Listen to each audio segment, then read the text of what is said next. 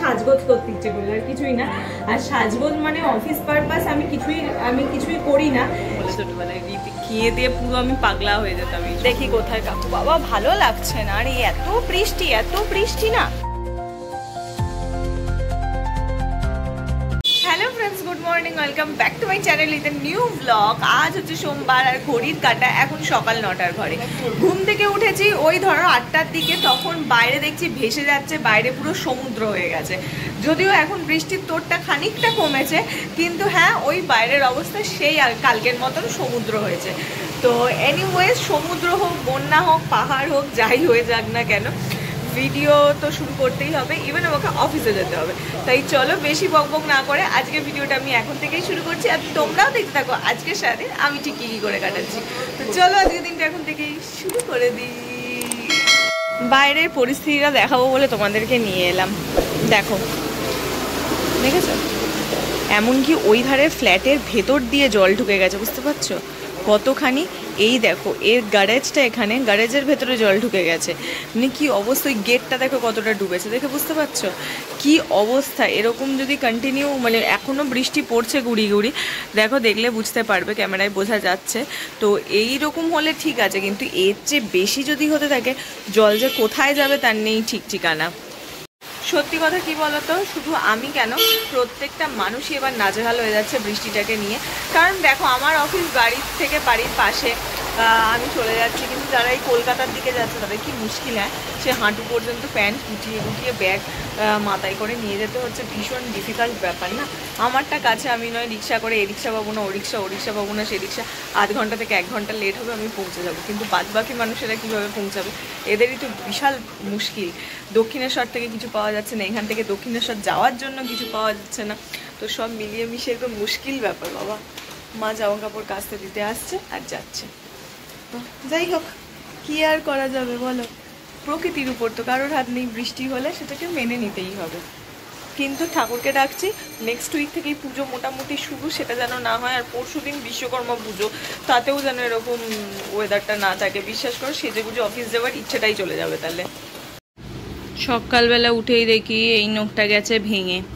এটাকে দেখতে পাচ্ছ, এটাকে এবার আমাকে কাটতে হবে।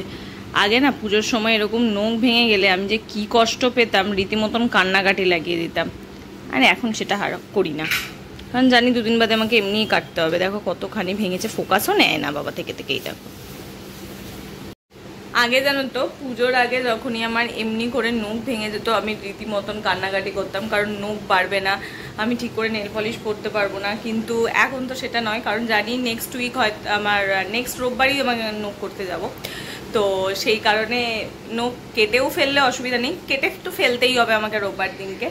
তো ঠিক আছে, এটা আজকেই না হয় কেটে দেবো। আর অনেকটা ভেতর দিয়ে ফেটেছে, তো এটাকে এখন ধীরে ধীরে বসে এটাকে সাইজ করে আমাকে কাটতে হবে, না হলে এটা এবার ব্যথা লাগবে।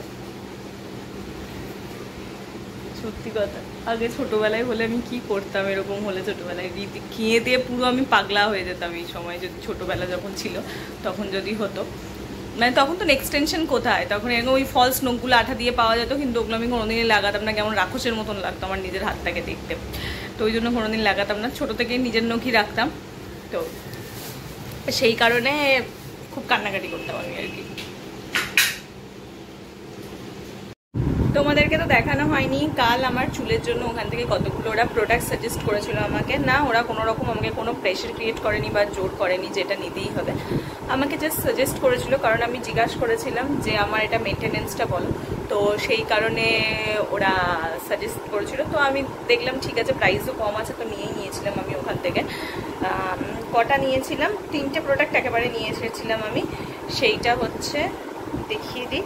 ফার্স্ট একটা শ্যাম্পু, এই শ্যাম্পুটা ওরা দিয়েছে, আমি ইউজ করিনি, করবো হয়তো 3-4 দিন বাদে, চেষ্টা করব যতটা সম্ভব কম শ্যাম্পু করা যায়। প্লাস তার সঙ্গে এই একটা হেয়ার মাস্ক দিয়েছে, আর তার সঙ্গে দিয়েছে হচ্ছে এই হেয়ার সিরামটা। তো এই 3টে প্রোডাক্ট ওরা আমাকে দিয়েছে কালকে ওখান থেকে। তো আমি জানি না কিরকম হবে, গন্ধটা ভীষণ ভালো লেগেছে নাকে দিয়ে আমার। এবার ওভারঅল জিনিসটা কেমন হবে যবে ইউজ করব তবে বুঝতে পারবো, বাট চেষ্টা করব যত যত কম সম্ভব এগুলোকে ইউজ করা যায় তত, কারণ যত বলেছে কম শ্যাম্পু করা যাবে তত ভালো। চেষ্টা তো করবো অ্যাটলিস্ট 2 মাস এইটাকে মেনটেন করান, 2 মাস পর থেকে আবার আমি যেরকম কাজ সেরকম, তাতে আবার 6 মাস থাকলো 5 মাস থাকলো, তারপর দেখা যাবে, তখন ততদিন আবার টাকা হয়ে যাবে, তখন নয় জমিয়ে করে নিতে পারবো। কিন্তু আপাতত বুকে যা ব্যথা করেছে 2-3 মাস তো আমি এটাকে খুব মেনটেন করবোই।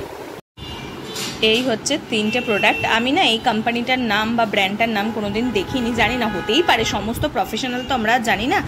তো এই প্রফেশনাল রেঞ্জটা ওরা আমাকে দিয়েছে। দ্যাটস আর শ্যাম্পুটা কোথায় গেল খুঁজেও পাচ্ছি না। এবার আমি চান করবার সময় না নিজেই এই যে এটা শ্যাম্পু, এটা মাস্ক, দেন এটা হচ্ছে সিরাম। আর এই সিরামটা আমার মাকেও ইউজ করতে বলেছে নাকি এটা প্রত্যেকটা হেয়ারের জন্য খুব খুব এফেক্টিভ আর খুব ভালো। আর কি খুব একটা দামও না জানো, এগুলোর ভীষণ কম, মানে আমি যেই রেঞ্জের প্রোডাক্ট ইউজ করি তার চেয়েও কম এগুলোর দাম। আমার মায়ের তো মিক্সি খারাপ হয়ে গেছে, সে মিক্সি এখনও আসেনি, তাই আমার মা নিচের একজনের থেকে মিক্সি নিয়ে এসে বানিয়ে দিচ্ছে হচ্ছে আমার খাবার। চলো খাবার দাও, কি খাবো সেটা তোমাদের দেখাচ্ছে, ততক্ষণ আমার ফোনটা চার্জে দিই, বাকি ভিডিওর পোর্শনটা মায়ের ফোন থেকে শ্যুট করছি।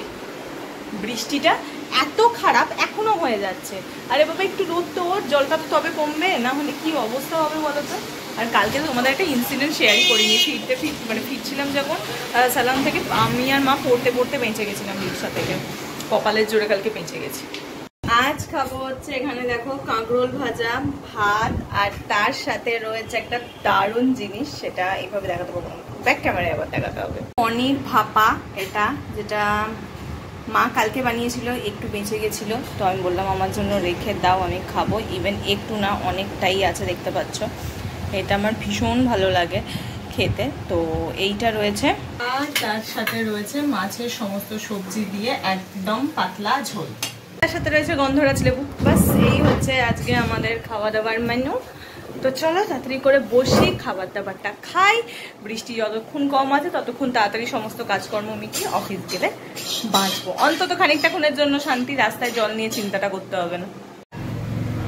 আমি তো ফুল রেডি হয়ে গেছি, আমাকে দেখেই বুঝতে পারছো, কিন্তু ঠিক বেরোবো এরকম আগে মনে হলো আজকে একটু লুকটা চেঞ্জ করেছি, একটু বড় সুন্দর করে সাজগোজ করতে ইচ্ছে করলো, আর কিছুই না। আর সাজগোজ মানে অফিস পারপাস আমি কিছুই করি না, সেক্ষেত্রে আমি একটা জিনিসই করি, আর একটা জিনিসই প্রেফার করি, সেটা হচ্ছে মাস্কারা, যেটা আমি লাগাতে প্রচন্ড পছন্দ করি। এখন আর লাগাই না, কারণ এটা আমার কাছে প্রায় শেষের দিকে। আর নতুন যেটা আছে সেটা না ওয়াটারপ্রুফ, দাঁড়াও আগে আমি লাগিয়ে নিই, নাইলে চকাম ধরে চোখে আমি লাগিয়ে দেবো, লাগিয়ে নিই তারপর বলছি। মাস্কারা অ্যাপ্লাই হয়ে গেছে, এবার একটুখানি পারফিউম লাগাই, দেখে নাও এরকম কিরকম লাগছে, বুঝতে পারছো কিনা জানি না, সামনে থেকে ভালো করে দেখিয়ে দেবো। পারফিউমটা লাগিয়ে বেরিয়ে পড়ি। এইটা না এতটা ভালো, কিন্তু বড্ড শক্ত হয় না, আমার টিপতে বড্ড কষ্ট হয়। কাকু মনে হচ্ছে এসে গেছে, যাই না একটু এখন আওয়াজটা পাচ্ছি, তাই বললাম। না ও মনে হয় আসবে না, যে বাস স্ট্যান্ডের ওখানেই থাকবে। তুই যাবি কি করে? না না, ওকে ফোন করলে, তাহলে ফোনটা করো, কোথায় আছে জিগাও, বেরোবো।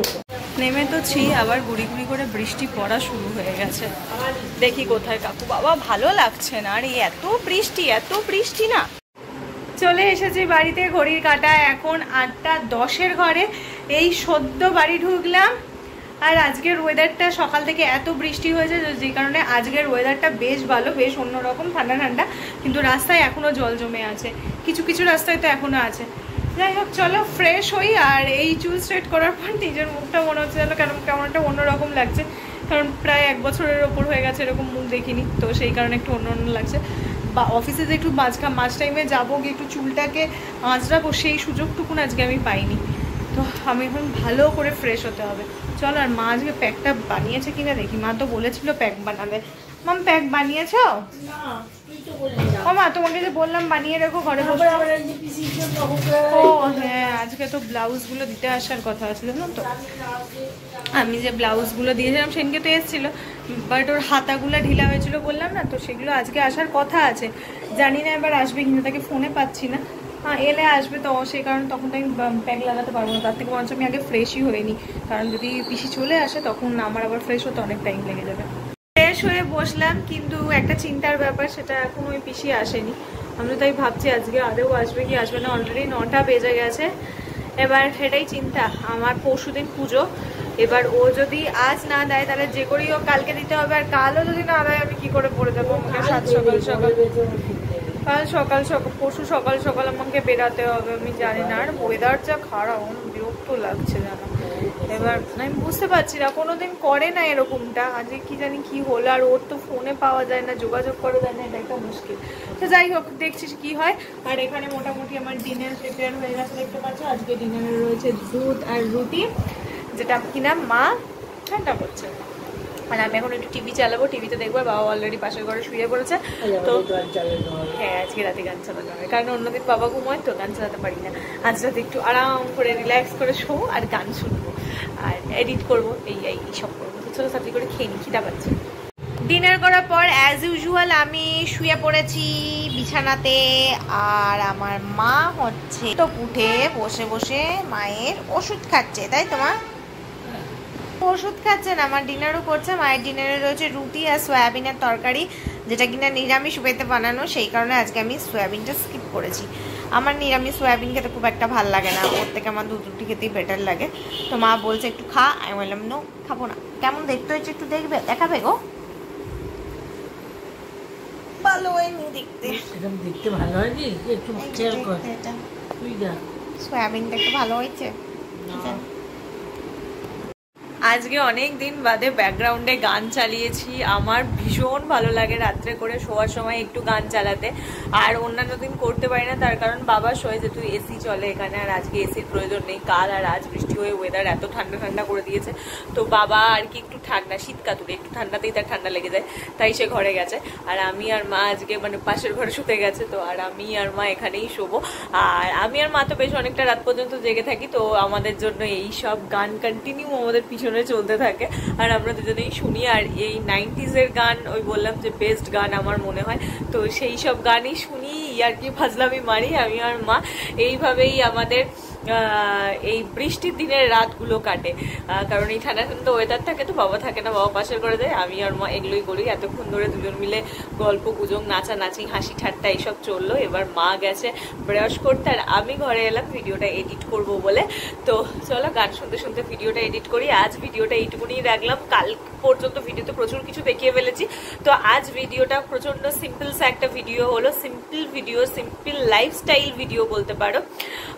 তো সেটা তোমাদের কেমন লাগলো জানিও, যদি ভালো লাগে প্লিজ লাইক করো, শেয়ার করো আর সাবস্ক্রাইব করো আমার চ্যানেলটা। আর আমার এই নতুন লুকটাও কেমন লাগছে সেটাও তোমরা জানিও।